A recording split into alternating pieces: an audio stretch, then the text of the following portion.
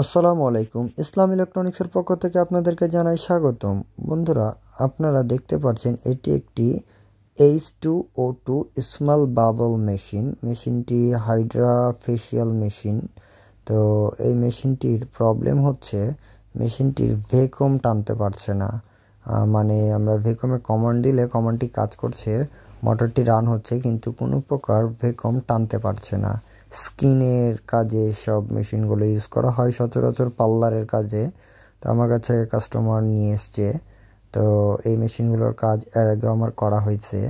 তো এই মেশিনগুলো সচরাচর বড় বড় কিছু পার্লারগুলোতে ইউজ করা হয়। লেডিস পার্লার, এখন বর্তমানে জেমস পার্লারে এইসব মেশিনগুলো ইউজ করা হয়। তো এই মেশিনটির প্রবলেম, কোনো প্রকার সাকশন বা ভ্যাকুয়াম টানতে পারছে না।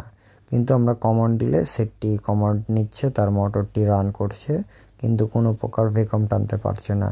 তো সচরাচর এই সমস্যাটি দেখে আমার বুঝে নেওয়া হয়েছে তো মেশিনটির প্রবলেম কোথায়। তার মোটরটি ভালো আছে, তার যে মোটরের ভ্যাকুয়াম তৈরি করে যে জায়গাতে, সেই জায়গাতেই মেবি প্রবলেম। তো ইনশাল্লাহ সামনের দিকে আমি এগিয়ে দেখাই বন্ধুরা কী কী প্রবলেম। আর আরও কিছু বিশেষত্ব এই মেশিনগুলোতে আছে। আপনারা দেখতে পাচ্ছেন যে এটি ABC। অ্যাকচুয়ালি এগুলোতে ডিস্টিল ওয়াটার ইউজ করতে হয়, কিছু কেমিক্যাল ইউজ করতে হয় স্কিনের জন্য। আর দেখতে পাচ্ছেন তার প্রত্যেকটা ফাংশন ইনশাল্লাহ আল্লাহর রহমতে সব ওয়ার্কিং কন্ডিশনে, শুধুমাত্র তার ভ্যাকুয়ামটা প্রবলেম। তো বন্ধুরা, এখানে দেখেন কিছু ওয়েভ দেওয়া আছে মোডগুলোতে, স্কোয়ার ওয়েভ, সাইন ওয়েভ। তো এখানে আল্ট্রাসাউন্ডেরও কিছু হিসাব নিকাশ আছে, যেসবগুলো স্কিনের কাজের জন্য ইউজ করতে হয়। তো যে ধরনের স্কিন এবং যে ধরনের কার্যক্রম করবে সেভাবে আমাদেরকে সিগন্যালগুলো ছাড়তে হবে এবং সিগন্যালগুলো দিতে হবে। তো এটি তার প্রত্যেকটা যেহেতু ফাংশন ভালো আছে, তো ইনশাল্লাহ আমার দেখার প্রয়োজন নাই আদার্স ফাংশনগুলো। তো আমার শুধুমাত্র তার প্রবলেম যেদিকে সেটাই দেখতে হবে। এমনকি তার যে এলইডির যে মার্কসের যে এলইডি আছে, red, green, blue maybe LED, তো ওই ফাংশনগুলোও ভালো আছে। তো বন্ধুরা, এই যে আমি তার ক্যাবিনেটটি ওপেন করে নিচ্ছি। এটি তার সাকশন মোটর বা ভ্যাকুয়াম মোটর। এখানে দুটো মোটর আছে। আরেকটা মোটর দিয়ে এয়ার প্রেশারটাকে বের করে নেওয়া হয় স্কিনের পরে যখন ওয়াটার স্প্রে করা হয় ছোট্ট এই পাম্পটা দিয়ে। তো এখানে ওয়াটারটা দিয়ে কাজটা করা হয়, ওটা ভালো আছে। তো আমার বড় মোটরটিরই প্রবলেম হয়েছে, আমি 100% শিওর সে কাজ করছে কিন্তু ভ্যাকুয়াম টানতে পারছে না।